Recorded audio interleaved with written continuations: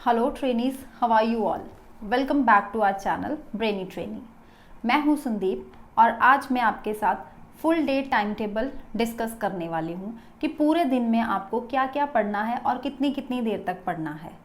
मैं ऑलरेडी आपके साथ मैथ्स की वीडियो डिस्कस कर चुकी हूं जिसमें मैंने आपको 3 मंथ्स की स्ट्रेटेजी बताई है कि 3 मंथ्स में आपने अपने मैथ्स का सिलेबस किस तरह से फिनिश करना है। उसके बाद मैंने एक साइंस की वीडियो भी आपके साथ शेयर की है जिसमें मैंने बताया है कि 3 मंथ्स में आपको साइंस का सिलेबस कैसे ख़त्म करना है। आज की इस वीडियो में मैं बताऊंगी कि सारे सब्जेक्ट्स को आपने 3 मंथ्स में कैसे कवर करना है। जी हाँ, 3 मंथ्स में आपने अपने सारे सब्जेक्ट्स का सिलेबस कवर करना है और उसको कैसे करना है आप जानेंगे आज इस वीडियो में। तो वीडियो को एंड तक ज़रूर देखिएगा, स्किप बिल्कुल मत कीजिएगा। और अगर अभी तक चैनल को सब्सक्राइब नहीं किया तो चैनल को भी सब्सक्राइब कर लीजिए। तो let's get started to train our brain.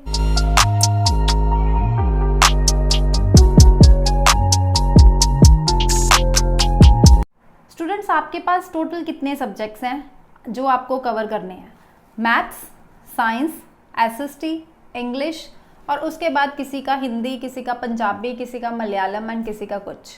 ठीक है, तो मेन सब्जेक्ट्स कौन से रह गए आपके पास? मैथ्स, साइंस और एसएसटी, और साथ में हम एक इंग्लिश को भी लेके चलते हैं।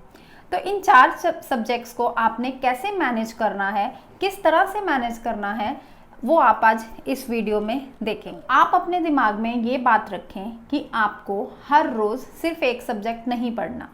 अगर आप हर रोज़ एक सब्जेक्ट ही करते जाओगे, जैसे मुझे कमेंट आया, एक बच्चे का कमेंट आया जिसने मुझसे पूछा कि अगर हम एक दिन में मैथ स्टार्ट करें तो हम सारा दिन मैथ्स ही करते रहते हैं, दूसरे सब्जेक्ट का हमारे पास टाइम ही नहीं लगता। तो ऐसा मत करिएगा, क्योंकि अगर आप एक दिन में सारा दिन मैथ्स करते रहेंगे तो नेक्स्ट डे आपका मैथ्स करने का मन बिल्कुल नहीं करेगा। तो आपको क्या करना है कि एक दिन में 3 सब्जेक्ट्स को पकड़ना है। 3 सब्जेक्ट्स आपने हर रोज़ करने ही करने हैं। अब आप अपने टाइम टेबल के अकॉर्डिंग देखेंगे कि आपने उन 3 सब्जेक्ट्स को कैसे मैनेज करना है। मैं सिर्फ आपको इतना कहूँगी कि आपने रोज़ के 6 आवर्स सेल्फ स्टडी को देने हैं। आपकी ऑनलाइन क्लासेस लगती होंगी, तो हर बच्चे की इंडिविजुअली अगर मैं बताऊं तो किसी की ऑनलाइन क्लास किसी टाइम पे होती है, किसी की तो किसी टाइम पे होती है। तो मैं आपको प्रॉपर टाइम तो नहीं बता सकती कि आपने कौन सा सब्जेक्ट किस टाइम पे करना है, पर आपको इतना ज़रूर गाइड कर सकती हूँ कि आप एक दिन में 3 सब्जेक्ट्स को ज़रूर करेंगे और उन 3 सब्जेक्ट्स में 2 सब्जेक्ट्स तो मैथ साइंस ही होंगे। तो इसका मतलब कि आपको हर रोज़ मैथ्स करना है, हर रोज़ आपको साइंस करना है। और जो 3rd नंबर पे सब्जेक्ट है उसमें आप क्या करेंगे कि जैसे वीक में 6 डेज़ में आप 3 डेज़ इंग्लिश करेंगे और 3 डेज़ आप क्या करेंगे, एसएसटी को कर लेंगे। 3 डेज़ में आपने इंग्लिश पकड़ी और 3 डेज़ में आपने एसएसटी पकड़ी। बाकी फुल वीक आपने हर रोज़ मैथ साइंस को लेना ही लेना है। टोटल आपने जैसे वीक में 7 डेज़ हैं तो आप 6 डेज़ में हर रोज़ मैथ साइंस और 3rd सब्जेक्ट या एसएसटी या इंग्लिश एक सब्जेक्ट हर रोज़, वो आपके ऊपर डिपेंड है। ठीक है, और लास्ट में जो संडे बचता है, संडे को आपने फुल वीक की रिवीजन करनी है। जो भी आप मंडे से लेके सैटरडे तक पढ़े हैं उसकी सारे की रिवीजन आप कब करेंगे? संडे को करेंगे। ये रिवीजन आपके लिए बहुत इंपॉर्टेंट है, क्योंकि अगर आप ये रिवीजन नहीं करेंगे, फुल वीक की रिवीजन आप संडे को नहीं करेंगे, तो आप जितना भी पूरे वीक में पढ़े हैं नेक्स्ट वीक जो आप पढ़ेंगे पिछले वीक का भूल जाएंगे। तो इसलिए उसकी रिवीजन ज़रूर करनी है। नेक्स्ट वीक का अपना काम शुरू करने से पहले संडे को आप पिछले सारे वीक की रिवीजन ज़रूर करेंगे। अब आपको 6 आवर्स एटलीस्ट सेल्फ स्टडी करनी है। तो 6 आवर्स को आपने मैनेज कैसे करना है? मैं ये नहीं कहूँगी कि आप लगातार 6 घंटे बैठ के पढ़ लो। 6 घंटे बैठ के आप नहीं पढ़ सकते। आप 6 आवर्स को 3 पार्ट्स में डिवाइड कर लें, 3 टाइम्स में आप डिवाइड कर लें। 2 आवर्स, 2 आवर्स एंड 2 आवर्स। एक सब्जेक्ट को 2 आवर्स दे दें। अगर आप मॉर्निंग में उठ के 2 घंटे दे दें एक सब्जेक्ट को, उसके बाद 2 घंटे आप आफ्टरनून में दे दें एक सब्जेक्ट को, और 3rd सब्जेक्ट को 2 घंटे या तो शाम को या रात को दे दें। अगर आप ऐसा करना चाहते हो तो ऐसे कर लें, या आप 2.5-2.5 घंटे दे दें। जैसे मैथ साइंस थोड़ा टिपिकल सब्जेक्ट है तो उसको 2.5-2.5 घंटे दे दें, मॉर्निंग में और आफ्टरनून में 2.5 घंटे, उसके बाद नाइट को 1 घंटा हो गया, तो ये 6 घंटे बन गए। तो आपको इस 6 आवर्स को कैसे मैनेज करना है ये आपको खुद देखना है कि आप अपने टाइम टेबल के अकॉर्डिंग कि किस टाइम पे आपकी ऑनलाइन क्लासेस लगती हैं, किस टाइम पे आप फ्री होते हो, किस टाइम पे आप ज़्यादा पढ़ना प्रेफर करते हो, तो उस टाइम पे आप इन 6 घंटों को 3 पार्ट्स में डिवाइड कर लेंगे और 3 सब्जेक्ट्स को रोज़ के रोज़ कवर करेंगे। जैसे मान लें आप सुबह उठे, एक एग्जांपल दे रही हूँ, आप मंडे को उठ गए, मॉर्निंग में आपने 2.5 घंटे लगा दिए साइंस को, क्योंकि मॉर्निंग में सुबह सुबह फ्रेश माइंड होता है, तो जो लर्निंग वाली चीज़ें होती है उसको कोशिश करें आप मॉर्निंग में करने की। जैसे आपने बायो शुरू करनी है तो बायो का लाइफ प्रोसेसेस आप चैप्टर कर रहे हैं, तो आप मॉर्निंग में 2.5 घंटे उठ गए, आपने लाइफ प्रोसेसेस चैप्टर स्टार्ट कर दिया। लेकिन मैं ये नहीं कहती कि उसको एक ही दिन में ख़त्म कर दो, क्योंकि जो साइंस का मैंने आपको स्ट्रेटेजी बताई है कि किस तरह से आपको अक्टूबर से लेकर दिसंबर तक 3 मंथ्स में अपने सिलेबस कवर करना है, आप उसी स्ट्रेटेजी से कवर करेंगे। आज की इस वीडियो में तो मैं आपको हर सब्जेक्ट का बता रही हूँ कि हर रोज़ का आपने टाइम टेबल किस तरह से सेट करना है, ठीक है। जैसे मैंने मैथ्स की स्ट्रेटेजी बताई उसी स्ट्रेटेजी से आप मैथ्स का कवर करें, साइंस की स्ट्रेटेजी को उसी तरह से कवर करें, लेकिन इसको पर डे में आपने मैनेज कैसे करना है वो आज आप इस वीडियो में देखेंगे। मॉर्निंग में आपने लाइफ प्रोसेसेस उठाया, आपने 2.5 घंटे उसका जितना भी पार्ट कवर कर लिया, वेल एंड गुड। उसके बाद आपकी ऑनलाइन क्लासेस लगी, आपने ब्रेकफास्ट किया, कुछ भी आपने किया, आफ्टरनून तक आपका शेड्यूल बिजी था। उसके बाद आफ्टरनून में जब आप फ्री हो गए तो आपका ज़्यादा पढ़ने का मन उस वक्त नहीं कर रहा कि आप सुबह के थक चुके हो, तो आप जो 1 घंटा है, जो जैसे इंग्लिश करनी है तो आप मंडे को उस 1 घंटा आप आफ्टरनून में दे दें, 1 या 1.5 घंटा इंग्लिश कर लें, ठीक है। उसके बाद आप थोड़ा रेस्ट कर लें, थोड़ी आउटिंग पे चले जाएं।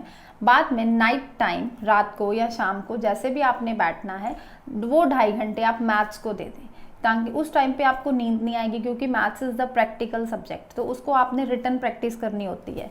तो रिटन प्रैक्टिस आप रात को कर सकते हैं, इजीली कर सकते हैं। जो आपको लर्निंग करनी है कोशिश करें उसको मॉर्निंग टाइम पे कर लें, क्योंकि उस टाइम फ्रेश माइंड होता है तो लर्निंग जल्दी हो जाती है। जैसे आपने ये मंडे किया, उसके बाद आप ट्यूसडे को उठ के ट्यूसडे को अगेन मॉर्निंग में आपने साइंस ही किया, क्योंकि आपका अभी लाइफ प्रोसेसेस चैप्टर खत्म नहीं हुआ। आफ्टर दैट आपने अगेन आफ्टरनून को इंग्लिश किया 1 घंटा, रात को 2.5 घंटे फिर मैथ्स का 1 चैप्टर लगा दिया। ऐसे ही आप वेडनेसडे को भी करेंगे। तो मैंने जैसे स्ट्रेटजी साइंस और मैथ्स के अकॉर्डिंग आपको बोला कि जैसे 3-3 दिन में आपने 1 चैप्टर ख़त्म कर दिया, तो चौथे दिन में आप उसी चैप्टर का टेस्ट देते हो, ठीक है। उसी तरह आप उस चैप्टर का टेस्ट दो, उसके बाद फिर नेक्स्ट चैप्टर्स पे आओ। इस तरह से आपको अपना मंडे से लेके सैटरडे का टाइम सेट करना है। उसके बाद संडे को आपने जो भी मंडे से सैटरडे तक किया है उसकी रिवीजन आपने संडे को करनी है, और कोशिश करें संडे को आप सेल्फ स्टडी 6 आवर्स की मत रखें, 8 आवर्स की करें, क्योंकि संडे को ऑनलाइन क्लासेस नहीं लगती, तो संडे को आपके पास ज़्यादा टाइम होता है सेल्फ स्टडी के लिए, तो आप 8 आवर्स तक दे सकते हैं। तो उस 8 आवर्स को आप 2-2 घंटे में 4 पार्ट्स में डिवाइड कर लें, मॉर्निंग में, आफ्टरनून में, इवनिंग में, नाइट में 2-2 घंटे में शिफ्ट कर लें। 2 घंटे साइंस में, जो पूरे वीक में साइंस पढ़ा है उसको करें। उसके बाद आफ्टरनून में आ जाए 2 घंटे मैथ्स में, पूरा वीक जो मैथ्स किया है उसको कर लें। उसके बाद इवनिंग में 2 घंटे जो एसएसटी का सारा वीक में किया वो पढ़ लें। रात को इंग्लिश का जो पूरे वीक में आपने किया 2 घंटे उसको कर लें। तो इस तरह से 8 घंटे में आपने जो पूरे वीक में पढ़ा है वो सारा आपका संडे को कवर हो जाएगा। तो मंडे में आप फिर से नई चीज़ स्टार्ट कर सकते हैं। एक और चीज़, आप हैंड रिटन प्रैक्टिस करेंगे हर चीज़ की, चाहे वो इंग्लिश है, एसएसटी है, मैथ्स है, साइंस है, हर चीज़ की हैंड रिटन प्रैक्टिस करें। क्वेश्चन आंसर्स लर्न कर रहे हैं उनको रिटन लिख के देखें। मैथ्स के क्वेश्चंस की रिटन प्रैक्टिस करें, क्योंकि practice makes a man perfect. Her subject में बनना है तो आपको रिटन प्रैक्टिस करनी ही पड़ेगी, क्योंकि जितनी आप रिटन प्रैक्टिस करेंगे उतने क्वेश्चंस आपके दिमाग में ज़्यादा देर तक रहेंगे। ऑरली उनको देखेंगे तो वो थोड़ी देर में भूल जाएंगे आप। Written practice is the most important part of your revision. के बाद कई बच्चों के यही कमेंट्स मुझे आते हैं कि जब हम नेक्स्ट चैप्टर स्टार्ट करते हैं तो अगर पिछले के बारे में सोचें या थोड़े दिन बाद जब हम पिछले चैप्टर को देखें तो हम भूल जाते हैं कि उसमें हमने पढ़ा क्या था, हमें पिछला चैप्टर याद ही नहीं रहता। तो इनके कारण क्या है? फर्स्ट इज़ आपने उसके टेस्ट नहीं दिए होंगे। सेकेंड रीज़न इज़ आपने उसकी रिटन प्रैक्टिस नहीं की होगी। थर्ड रीज़न, जैसे मैंने आपको बताया कि हर चैप्टर खत्म होने के बाद उसके क्विक रिवीजन नोट्स बनाएं। क्विक रिवीजन में आप लिखें कि आपने पूरे चैप्टर में उसकी समरी क्या है उस चैप्टर की, कि आपने इसमें क्या क्या पढ़ा है, कौन कौन से टॉपिक इसमें आए हैं, उसके क्विक रिवीजन नोट्स बनाएं।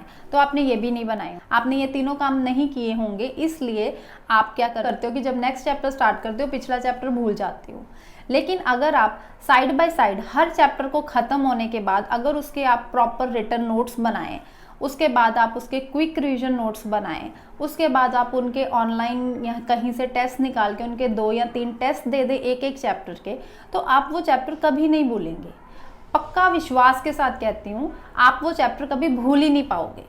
तो जैसे मैंने आपको ये 7 डेज का पूरा बता दिया कि मंडे से सैटरडे आपने ये काम करना है, संडे को आपने उसकी रिवीजन करनी है। तो जैसे हर मंथ में 30 या 31 डेज होते हैं, मैंने आपको ये जो शेड्यूल बता रही हूँ ये मैं आपको अक्टूबर, नवंबर और दिसंबर का बता रही हूँ। अक्टूबर में 31 डेज, नवंबर में 30 डेज, दिसंबर में अगेन 31 डेज। आपके पास 3 मंथ्स होते हैं 30 डेज के। तो मैंने आपको क्या बताया कि जैसे 7 डेज का मैंने आपको शेड्यूल बता दिया, तो वो 7 डेज आपका पूरा वीक 7 + 7 + 7 अगेन 4 वीक्स एक मंथ में आ गए, तो 28 डेज आपके ऐसे खत्म हो गए। 28 डेज के बाद आपके पास अगर 30 डेज अंदर 2 डेज मंथ के एक्स्ट्रा बचते हैं, अगर 31 डेज का मंथ है तो 3 डेज एक्स्ट्रा बचते हैं। तो वो 2 या 3 दिन में आपने क्या करना है कि आपने फुल मंथ की रिवीजन करनी है, कि पूरा मंथ आप जो पढ़े हो हर सब्जेक्ट की रिवीजन उसको आप इस तरह से सेटिंग उसकी कर ले कि आपने उन 2 दिनों में पूरे मंथ की रिवीजन कंप्लीट करनी है। फिर जाके आपने नेक्स्ट मंथ में नया काम स्टार्ट करना है, समझे। मंडे टू सैटरडे आपने संडे को मंडे टू सैटरडे की रिवीजन करनी है, और पूरे वीक की जब 7 × 4 28 डेज आपके पास हो जाएंगे, 4 वीक्स आपने जब कंप्लीट कर लिए, तो जो 2 दिन आपके पास या 3 दिन एक्स्ट्रा बच जाएंगे, उन एक्स्ट्रा डेज में आप क्या करोगे, फुल मंथ की रिवीजन करेंगे। तो ये आप अपने अकॉर्डिंग सेटिंग कर लें कि आपको किस तरह से अपना टाइम टेबल बनाना है, क्योंकि मैं हर एक को अलग अलग से टाइम टेबल नहीं बता सकती, मैं जस्ट आपको आइडिया दे सकती हूँ, गाइड कर सकती हूँ कि आप इस तरह से फॉलो करें टाइम टेबल, ताकि आप हर सब्जेक्ट को टाइम दे पाए साइड बाय साइड, और हर सब्जेक्ट की आप पूरी तरह से अच्छी तरह से तैयारी भी कर सके दिसंबर तक। अब आप कहेंगे कि दिसंबर तक मैम तैयारी करने को बोल रहे हैं, अभी हमारे पास जनवरी भी है, फरवरी भी है, लेकिन वो मंथ्स आप काउंट मत करिए, उन मंथ्स को आप रिवीजन में रखें, सैम्पल पेपर सॉल्व करने में रखें, सैम्पल पेपर्स को सॉल्व करें। अब सैम्पल पेपर्स आपने ये 1 या 2 सैम्पल पेपर मैं आपको सॉल्व करने के लिए नहीं कहूँगी, कम से कम आपने 10 सैम्पल पेपर हर एक सब्जेक्ट के सॉल्व करने हैं। तो फर्स्ट 2 सैम्पल पेपर्स कौन से होने चाहिए, जो आपके स्टेट बोर्ड ने अपनी वेबसाइट पे अपलोड किए होंगे। आप अगर CBSE बोर्ड के हैं तो हर स्टेट बोर्ड क्या करती है, अपनी वेबसाइट पे हर साल कुछ सैम्पल पेपर्स डालते हैं उससे, ताकि आपको आइडिया हो जाए कि क्वेश्चन पेपर किस तरह से आना है। तो उन सैम्पल पेपर्स को सबसे पहले आप सॉल्व करेंगे। तो वो सैम्पल पेपर सॉल्व करने बहुत से भी बहुत ज़्यादा ज़रूरी है, क्योंकि वहाँ से आपको पता चलेगा कि आपको किस तरह का क्वेश्चन पेपर आना है और कैसे आपने उसको अटेम्प्ट करना है। आप अपना टारगेट ज़रूर सेट करेंगे, क्योंकि आप अपना गोल तभी अचीव कर पाएंगे जब आपका टारगेट सेट होगा। तो टारगेट सेट कैसे करना है वो मैंने आपको सारा बता दिया, अक्टूबर का, नवंबर का, दिसंबर का सारा बता दिया। अगर इस तरह से अपना टारगेट सेट करेंगे तो आपका गोल अचीव होने से कोई भी नहीं रोक पाएगा। सबसे पहले आपने क्या किया, पूरे मंथ का टारगेट सेट किया। पूरे मंथ का, जैसे मैंने आपको साइंस की स्ट्रेटेजी में, मैथ्स की स्ट्रेटेजी में बताया कि जैसे आपने 1 मंथ में 5 चैप्टर्स करने हैं, 5 मैथ्स के हो गए, 5 साइंस के हो गए, तो ऐसे ही आप SST का भी फुल मंथ का बना लें, इंग्लिश का भी बना लें, ठीक है।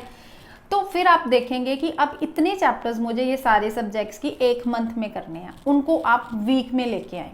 पहले मंथ की सेटिंग की, उसको बाद आप उसको वीक में ले आए। कि जैसे मान लो कि मैथ्स के आपने 5 चैप्टर 1 मंथ में करने हैं, तो उसको आप क्या करेंगे कि वीक में लेके आए। तो 5 डेज में आपने क्या करना है, 1 चैप्टर कंप्लीट करना है। तो मान लें आपने 5 दिन में 1 चैप्टर कंप्लीट करना है, उसके बाद आप 5 दिन को भी सेट करेंगे कि 5 दिन में से कितने दिन में मैं चैप्टर को समझने में लगाऊंगा, उसके नोट्स बनाने में लगाऊंगा, कितने दिन में उसके 2 या 3 टेस्ट दूंगा, ताकि वो चैप्टर अच्छी तरह से पक्का हो जाए। और वैसे ही मैंने आपको उन वीडियोस में भी बताया कि आप यूनिट वाइज चैप्टर्स की लिस्ट ज़रूर बनाएंगे, तो जब वो चैप्टर प्रॉपर टेस्ट देने के बाद पक्का हो जाए, तब उस चैप्टर के आगे आप टिक मार्क लगा दें। फिर आपको लगेगा कि जी हाँ, जितने टिक्स बढ़ते जाएंगे उतने आपके चैप्टर्स कंप्लीट होते जाएंगे। नेक्स्ट डे आपको जो भी करना है उसका प्री प्लान करें, क्योंकि प्री प्लान आप रखेंगे तो ही आप अपने गोल को अचीव कर पाएंगे। प्री प्लान मीन्स कि सोने से पहले आप रात को ही सोच के चलें कि अब सुबह उठ के मुझे क्या करना है। जैसे आपने मान लो कि एक चैप्टर को 3 दिन लगा दिया, अब वो चैप्टर तो आपका हो गया कंप्लीट। अब नेक्स्ट डे आपको कौन सा चैप्टर स्टार्ट करना है, कौन से सुबह उठ के कौन सा सब्जेक्ट पहले करना है, आप वो चीज़ को पहले रात को सोने वक्त प्री प्लान करके सोएंगे, ताकि सुबह उठ के आपको ये ना सोचना पड़े कि अब मैं क्या करूँ और किसको पहले करूँ। राइट, पहले से ही आप उसको प्री प्लान करके रखें। क्योंकि मैं तो यही कहूँगी कि अगर किसी चीज़ को पाना है तो पूरी शिद्दत लगा दो उसको पाने में, अपनी पूरी जान, अपनी पूरी मेहनत लगा दो उसको पाने में, तब जाके वो चीज़ जब मिलती है ना तो बहुत बहुत मज़ा आता है। क्यों? क्योंकि उसमें आपकी मेहनत जुड़ी होती है। एक और बात मेन इम्पॉर्टेंट, अब मैं आपको वो चीज़ें बताने जा रही हूँ जो आपको अवॉइड करनी है। ड्यूरिंग आपकी सेल्फ स्टडी के दौरान आपको कौन कौन सी चीज़ें अवॉइड करनी है। सबसे पहले तो प्रोक्रास्टिनेशन, टाल मटोल करना बंद कर दें। आप ये नहीं सोचेंगे पूरा मंथ पड़ा है, आज नहीं करता कल से स्टार्ट करूंगा, ऐसा मत करना। क्योंकि 3 मंथ्स का 1 डे आपके लिए इंपॉर्टेंट है, हर एक दिन इंपॉर्टेंट है। तो आप कोई भी डे सेल्फ स्टडी के लिए मिस नहीं करेंगे। आप चाहे तो ऑनलाइन क्लास लगाना अपनी स्कूल की छोड़ दें, अगर नहीं टाइम मिल रहा तो छोड़ दें, लेकिन सेल्फ स्टडी के जो 6 आवर्स मैंने आपको बोले हैं वो आपने देने ही देने हैं, हर रोज़ देने हैं। Each and every day is your important. एक टाइम पे एक ही सब्जेक्ट को पकड़े। जैसे आपने मॉर्निंग में उठ के 2.5 घंटे आपने साइंस अगर करनी है तो अपने आसपास वो साइंस का मटेरियल ही होना चाहिए। जो चैप्टर आप कर रहे हैं सिर्फ उसी का मटेरियल आपके पास होना चाहिए, उसके अलावा कुछ भी नहीं होना चाहिए अपने टेबल पे। ये नहीं है कि इस वक्त आप साइंस पढ़ रहे हो, साथ में मैथ्स की बुक पढ़ी है, तो आप साथ में मैथ्स की बुक को देख के ये सोचते जा रहे हो कि आफ्टरनून में जब मैं ये करूँगा तो इस चैप्टर को करना है। ऐसा मत करना। अगर आप उस टाइम पे साइंस कर रहे हो तो अपने आसपास जो साइंस का चैप्टर कर रहे हो सिर्फ उसी का मटेरियल रखना, उसके अलावा एक भी चीज़ एक्स्ट्रा आपके पास नहीं होनी चाहिए। अपने गैजेट्स को अवॉइड करें। Main problem is mobile. जब भी आप सेल्फ स्टडी के लिए बैठें तो अपना मोबाइल अपने मदर को दे दें, और मदर को यही बोलें कि मेरा ये 2-2.5 घंटे का ये टारगेट है कि मुझे ये target first of all achieve करना है। अगर ये मैं टारगेट कंप्लीट कर लूँगा उसके बाद मैं आपसे 15 या 20 मिनट के लिए या 1 घंटे के लिए मोबाइल लूँगा, तो आप मुझे मोबाइल देना, अदरवाइज़ मुझे मोबाइल मत देना। तो इससे पता क्या होगा, आप सोचेंगे कि अब 2.5 घंटे मुझे ये टारगेट अचीव करना है, उसके बाद ही मुझे मोबाइल मिलना। तो देखना, मोबाइल लेने के बहाने आप फटाफट से अपना टारगेट कंप्लीट कर लोगे और वो 2.5 घंटे में आपने जितना पढ़ना है आपका वो कंप्लीट हो जाएगा और आप पूरा मन लगा के भी पढ़ लेंगे। ठीक है, तो आप इस तरह से चीज़ को करें कि ये नहीं है कि पास में मोबाइल पड़ा है, आपके फ्रेंड का फ़ोन आ गया, आप आधा घंटा आपने उस पर बात करने पे निकाल दिए, तो आपने कहा कि 2.5 घंटे में से तो अब तो 2 घंटे रह गए। वो जो आपने आधा घंटा उस पर बात करने को लगाया ना, वो इस 2.5 घंटे में सेल्फ स्टडी में इंक्लूड नहीं होंगे, वो नहीं होंगे। जब आप सिर्फ पढ़ने बैठ गए हो, वो जो आप टाइम नोट करोगे उसको आपने सेल्फ स्टडी में काउंट करना है, उसको आपने 2.5 घंटे में इन्वॉल्व करना है। ये नहीं कि आपके घर पे गेस्ट आ गए, मदर ने आपको आवाज़ मार ली, आप कहोगे अब तो 2-2.5 घंटे अब यही इसी में निकल गए, अब सेल्फ स्टडी का तो टाइम ही नहीं रहा। ये आपने खुद से मैनेज करना है। अगर घर पे कोई आ गया तो उस टाइम को छोड़ दो, कोई और टाइम ले लो, लेकिन 2-2.5 घंटे जो आपने एक सब्जेक्ट को देने वो देने ही देने हैं। मैं ये बात कह रही हूँ कि इसको प्लीज़ आप प्रोक्रास्टिनेट मत करना, बहाना मत बनाना कि आज नहीं, आज इस सब्जेक्ट को टाइम नहीं दे पाया, कोई बात नहीं, मैं कल कर लूँगा। वो कल कभी नहीं आता, कभी भी नहीं वो कल आएगा।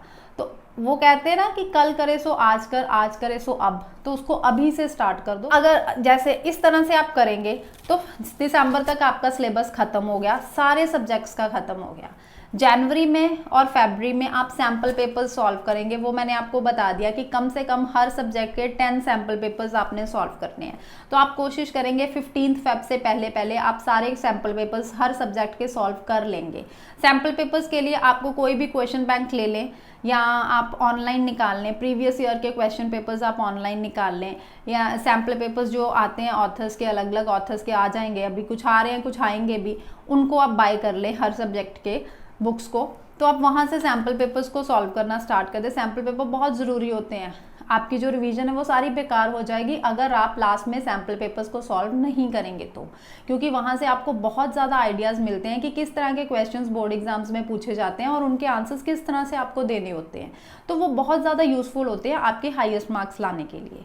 ठीक है, अगर आप 90% से अबव मार्क्स चाहते हैं तो आप उन क्वेश्चंस को, उन सैम्पल पेपर्स को ज़रूर फॉलो कीजिए। 15 फेब के बाद ऑलमोस्ट, जैसे मैंने एक वीडियो में बताया था कि सीबीएसई ने अपनी वेबसाइट पे ये चीज़ तो उन्होंने अनाउंस कर दिया कि 15 फेब से हम फाइनल एग्जाम स्टार्ट कर देंगे। तो ये मुझे तो नहीं लगता कि अब 15 फेब से आपके रिटर्न एग्जाम स्टार्ट होंगे, पर हाँ हो सकता है कि प्रैक्टिकल एग्जाम्स आपके स्टार्ट हो जाए। तो इसीलिए मैं बोल रही हूँ कि जो आपको सैम्पल पेपर सॉल्व करने हैं वो 15 फेब तक आप कर लें, क्योंकि अगर आपके 15 फेब से बाद में 1-2 दिन बाद में या 15 फेब से प्रैक्टिकल्स अगर स्टार्ट हो गए तो आपका वो पढ़ना थोड़ा कम हो जाएगा। सेल्फ स्टडी के लिए आपको टाइम कम मिलेगा, क्योंकि प्रैक्टिकल्स में आपको प्रैक्टिकल फाइल देनी होती है, उसमें आपके वाइवाज हो जाते हैं, आपके पास प्रोजेक्ट्स आ जाते हैं, तो उसमें थोड़ा आपको फिर कम टाइम मिलेगा। तो इसलिए मैं बोल रही हूँ कि 15 फेब से पहले पहले आप सारे सैम्पल पेपर सॉल्व कर लेंगे।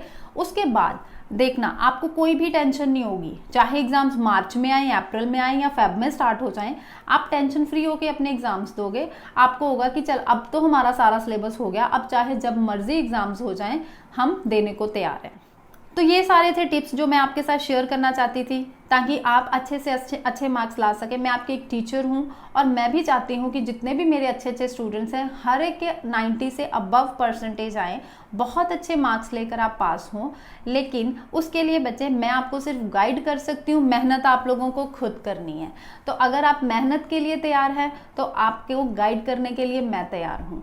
तो अगर मेरी वीडियो अच्छी लगी हो तो वीडियो को लाइक ज़रूर कीजिए और ज़्यादा से ज़्यादा कोशिश कीजिए अपने फ्रेंड्स को वीडियो शेयर करने के लिए, ताकि वो भी ये टाइम टेबल को फॉलो कर सकें। और आज से नहीं अभी से कहती हूँ आपको, मोबाइल छोड़ो और अभी से अपना टारगेट सेट करो और उसके बाद आप अपना शेड्यूल बनाओ कि किस किस तरह से आपको अपनी सारा टाइम टेबल मैनेज करना है और पढ़ना स्टार्ट कर दो। ठीक है, अगर चैनल को सब्सक्राइब नहीं किया तो प्लीज़ सब्सक्राइब कर लीजिए। मिलते हैं अपनी नेक्स्ट वीडियो में नए टॉपिक के साथ, तब तक के लिए बाय एंड टेक केयर।